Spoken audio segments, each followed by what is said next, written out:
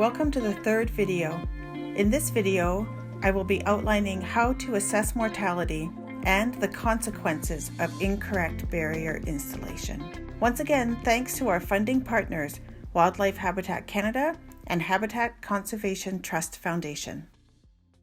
The time required to kill yellow flag iris is highly connected to the growing variables: soil saturation, size of infestation, age of infestation, and length of growing season.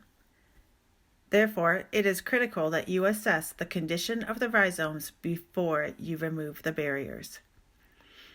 Generally, I recommend that you leave the barriers down for a full year before assessing rhizome health. When you come to a site, start on one edge, pull up the matting. You will see brown rhizomes on the surface. Pull out a rhizome and break it in half. The rhizome should be soft and dark brown inside. If there is any firmness to the rhizome and pink inside, then the rhizome is not dead. Put the matting back down, secure it, and wait 2 to 3 months before reassessing. Sometimes a portion of the area is dead, but some areas are not. In this case, you can either put the full mat back down, or you can remove the mat and retreat just the section that is not completely dead. You will need to follow the same procedures as outlined in video 2 when you retreat an area. Once you are confident the rhizomes are dead, you can remove the mat. If you were only able to treat a portion of an infestation, now would be the time to treat the next section.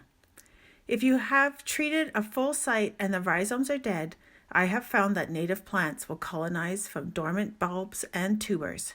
It is also important to think about whether you want vegetation on the shoreline, or if exposing the rocky substrate is the natural condition, in which case, let the rhizomes decompose and wash away. Do not plant vegetation.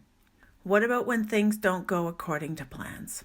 Here is an example where too much area was tackled in one treatment. We can see the spikes lifted and the matting gapped. This gap allowed the yellow flag iris to poke through.